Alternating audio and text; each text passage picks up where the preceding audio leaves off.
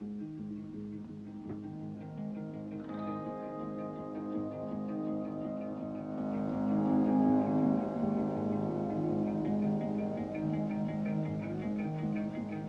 that, see how? Yeah.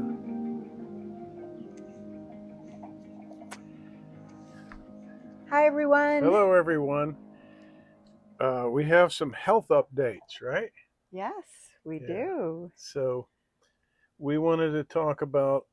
We've each had recent issues. It started with me, I think, right?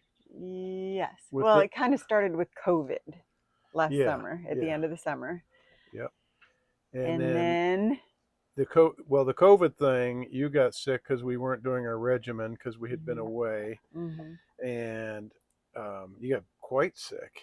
Yeah, Yeah. it The was flu. unbelievable. And then we got through that, and you were recuperating over time. And then I had a hernia, Yep.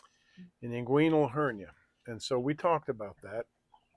You're healing up well. And it was on the right side. I explained that I learned it was 25% of males, a smaller percentage of women will get an inguinal hernia in their lifetime. A lot of them happen in adolescence. What happened to me right at about 60, just before I turned 60. You're such a baby. And I am a baby. I had never been in surgery before. Yes. And Well, you have been in surgery, but you didn't get put to sleep or put under. I had my toe amputated. Yes. Yeah, I was while aware. he was awake and that watching. was fine because I was awake, and that going under terrifies me. Yeah. So anyway, I had all that done. It was quite an ordeal, and everybody said, "Oh man, I had it done. I was fine in days, or I was No completely pain normal in up 3 weeks. walking. Yeah. A little bit of pain after the surgery, but that healed, and that wasn't my experience. But now I've slowly healed. It's been 6 months. I still have some pain down there in what they call the spermatic cord. Just a little discomfort. Just a little discomfort. Yeah. And it's not anything where it feels like it's fused to my intestines or anything. There can be some real complications, but they're rare. And I think I'm fine. I think it's just taking a while to heal to where all that discomfort goes away. Mm-hmm. And if I do something vigorous, you feel it for a little while, right? Yeah. Yeah. If I act like a real chimpanzee, I get in trouble. So now, 6 months to the date, he has another inguinal hernia. I busted another gasket. Damn it. So now the other side, the left side. And so we're going in the poorhouse. We need to fix. Right? Yes. Because we're self-insured, and it's just been like, okay, it's your turn to pay now, guys. Yeah. Okay, so, but before that, before my second hernia. There's a little spider crawling. Yeah, I felt that. Before my second hernia, my girl goes to the dermatologist, which you all should. Oh. And by the way, we've had a few people that have come on these videos where we're talking about supplements and health things, and there's just a few people out there that are like, don't talk about that. You are not doctors, and we just share what we've experienced because we want to help if we can help. Yeah, if you don't like it, you can always go watch something else. And that's why we like interacting with you all, because you help us. You give us great ideas. So much. Like one of the things we're going to talk about. Yes. But while we're on the subject of my hernia, and I want to go to your thing quickly, I will show you. I don't know if you can see that, but I used to have an Audi. I'll do an insert. Major Audi. A pretty big Audi since birth. Yeah. And it was very sensitive. I no longer have the sensitivity. I no longer have the Audi. Well, that was an umbilical hernia that they fixed. They fixed that on the way to fixing my inguinal hernia. They said on the way out, we're going to repair that hernia. That's actually a small hernia. It's not just an Audi. Mm-hmm. So that was a wonderful side effect. And scarring is gone, and I have been feeling discomfort where they separated the peritoneum, and it's just been. I mean, that's bound to feel bad. It's just not been good, and now they got to go in again. And this time they say, the PA told me that during surgery they're going to try to go through there and expand that cavity again, and they may not be able to do it. And if they can't, they're going to have to do an open surgery, which means is which fine. means they've done an entry through my navel for nothing. So that's got to heal up, and they traumatize it. Anyway, I'm not going to cry about it. It's just something that He's I've got so to looking do. forward to it. You know that? Have you ever had that feeling where you've got your sentence and you're going to have to go to jail, prison? You're still out, but you got to go to. That's kind of how I feel. All right. So, wish me luck. I'm hoping for the best. I'm hoping this It's one. going to be fun. I'm going to take it much easier because yes, you are. I didn't take it easy last The time. last time, the day after, the morning after, he wants to go walk a mile, which I I think I didn't walked think was 2 a miles. good Yeah, idea. Yeah. but I had heard conflicting stories from people. Someone told me they were up and walking right away, and you're supposed to walk anyway. Yeah, but yeah. Okay, then I have a diagnosis of melanoma on my arm, which it was a pre-melanoma. It was like an atypical melanocyte. So you just started in the beginning. You went to. I just went for a skin check. Routine checkup. She took a scoop. Well, she scooped the whole thing out. Sent it in. 2 weeks later, I get a call. I thought I was clear because I hadn't heard anything. 2 weeks later, they call me and say, "Okay, it's pre-melanoma."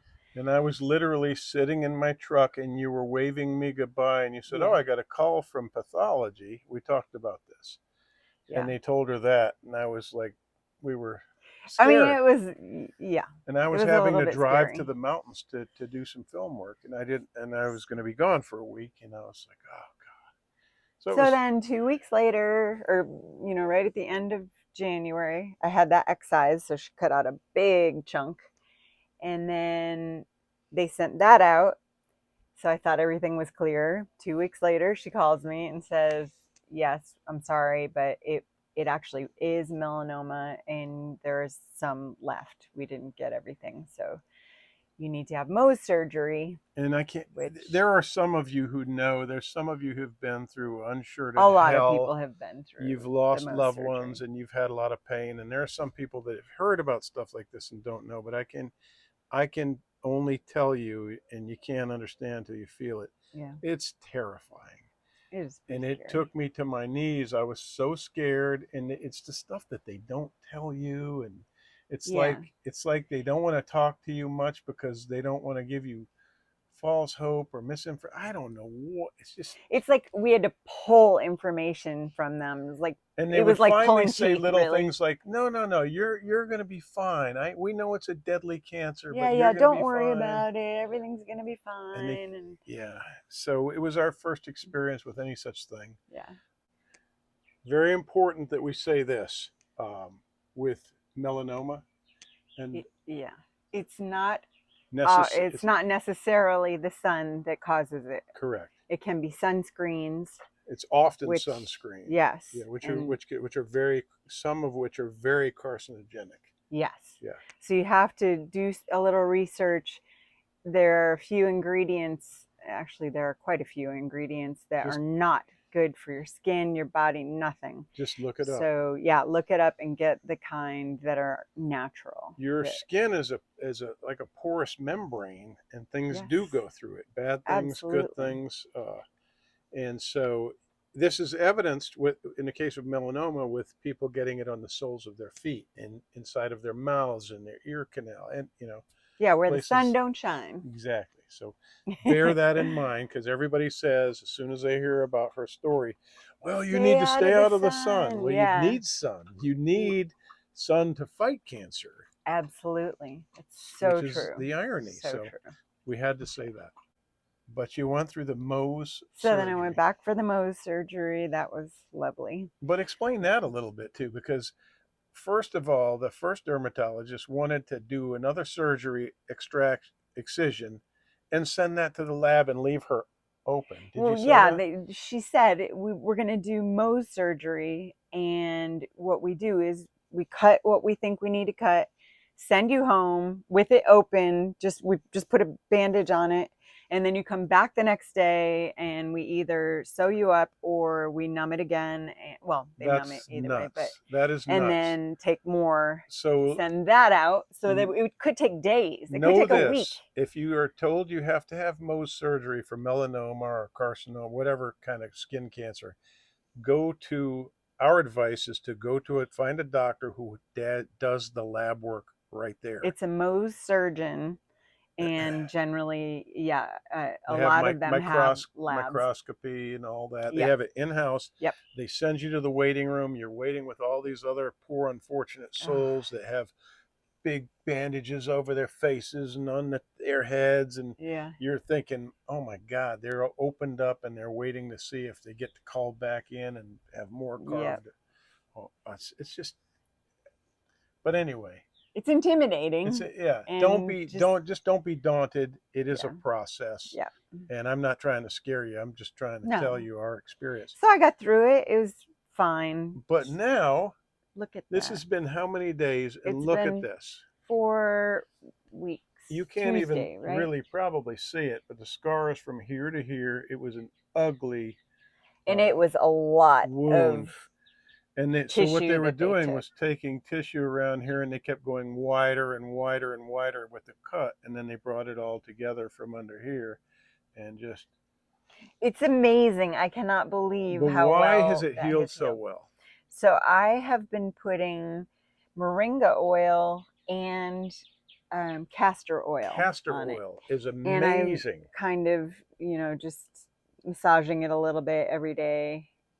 But yeah, castor oil. But I feel like it went to the inside of it and started healing from the inside out. It's so many days, and this thing is, you can barely even see it. Yeah. And that's an inside stitch that trying to come out. blows me away. So here's the other thing, that the same dermatologist checked me out, and I had a couple of complaints. One of them was a thing that wouldn't heal right here on my leg. She said it was a picker's nodule. A picker's nodule. I said he wasn't picking at it. I mean, not to say he doesn't. I was just very put off by that. A picker's nodule? Yeah. No, you're going to have to do better than that. And it wouldn't heal for months and months and months. I was certain it was an ingrown hair. It did seem like an ingrown hair. And it was kind of scary because, I was like, what is it, cancer? Well, yeah, it's a big lump. It's a picker's nodule.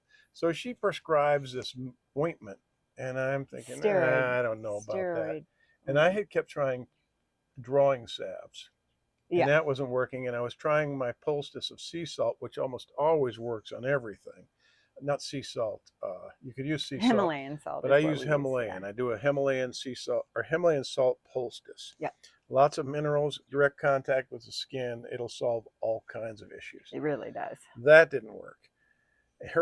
The salve didn't work. It was, I always try to avoid pharmaceutical stuff. Yeah. Then I said, you know what? I'm going to use, she had gotten some castor oil. And I started using that. It started dissolving day after day after day. It's like it went on the inside and just healed. It was from the inside, volcanic, just like this. And then it just kind of melted away. So cool. So I love that. So we just want to sing the praises of castor oil and moringa oil. Yeah, someone on here told us on a live about moringa. We've been taking it. I've been taking it internally for blood pressure. Yep, and it's been helping his blood pressure. What's the other supplement for blood pressure? Mostly the moringa. Oregano. Yes, oregano and olive leaf extract. Yeah, so basically I'm now controlling my blood pressure with moringa and olive leaf extract. Done with the prescription. It's a pharmaceutical. Who knew? It's amazing. So here is where I want to put this nugget out there. I think a phenomenon has occurred with modern pharmaceutical, and that phenomenon is it caused us to shift away from holistic healing almost entirely in the West. And I've talked now about everybody this. just expects a pill to heal everything. This is where those few people get angry. It's like they are servants to the pharmaceutical industry. And I think they're indoctrinated. I think that we have been trained to go get a pill or a shot or something, some over the Just like fix counter me quick. thing that profits the drug companies, instead of going to holistic healers and seeking out nutritionists and the like. Yep. There's a reason it's happening. So get to the root of the cause so that you can get rid of the whole thing instead of just putting Band-Aids on and trying to get rid of symptoms. But that problem I occurred know you've because, heard it a million times before. as I've said before, the problem is not that doctors and pharmacy and all that were bad in the beginning. It's that they were awesome. These were heroes. Penicillin Jonas Salk and was an absolute modern day hero. You know, when they cured childhood diseases and polio and things like that, that caused everybody to shift away to this new, from the old medicine to this new force, and say, the that's old it. wives' tale stuff. And they started bowing to these gods, and they gave them absolute power. You doctors, you pharmacists, you have us. You have absolute power. And what happens with absolute power? People get It greedy. corrupts. Absolute power corrupts absolutely, always. That's not to say there aren't really good a people million that are trying to help other beautiful, people. wonderful Yes. healers out there, doctors, MDs, DOs. Yep. They're out there. There are lots of them. Great nurses. There are true humanitarians out there, and even in the pharmaceutical industries, they are healing all kinds of problems. Absolutely. Look at ivermectin. Yeah. That was a product of a pharmaceutical company. Mm-hmm. So yeah, but I think what we've just, it's like bright like the sun, and we've been blinded by the power of of pharmaceuticals, and we have forgotten about holistic healing. We've forgotten about things like oil. Just nourishing your body so that it can fight this $35 tube infection and this $35 tube of salve did nothing. Put it on there, nothing. Oh yeah. Nothing. Yeah. Threw it away. Days late, I just kept dealing with it, and then a week later, I was like, I'm going to start with the castor oil. Right away, it started. You read some blurb or something that said that. Oh, I saw one of those healers saying that you can. And also, I'm a big opponent of. I have been in the past, and I was wrong, of things topical healing you internally. Oh, right. And then I started hearing about things like emu oil, penetrating and causing relief of pain. Mm-hmm. Of joint pain and muscle, and I'm like, how is it going through your skin and doing all that? Yeah. Well, now I'm starting to believe that, because, and this woman was saying, you can put castor oil topically to heal all manner of tumors and things. Again, we're not doctors. We're just saying what we heard. we're not diagnosing and what we've tried. Yeah, and we're not instructing you. I'm just telling you our experience.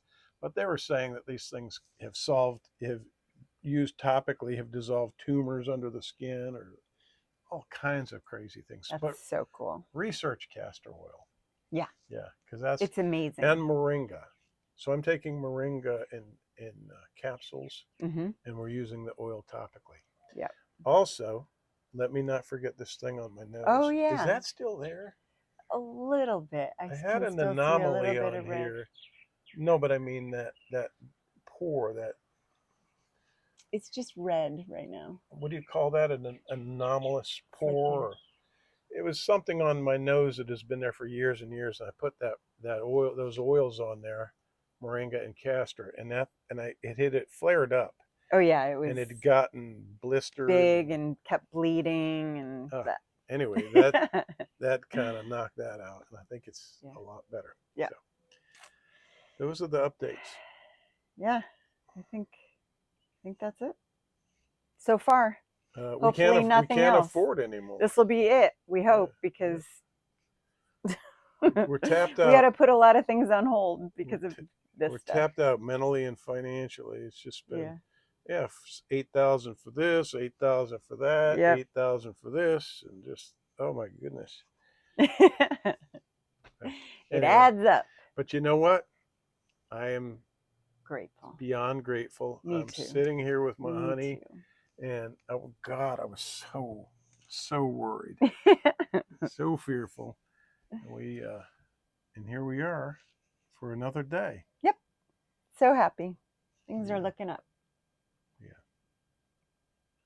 getting through it. All right. Hope you are too. Much love to you all. Yeah. Thanks for watching. Wish you all the best. And thank you for watching, and we'll talk soon.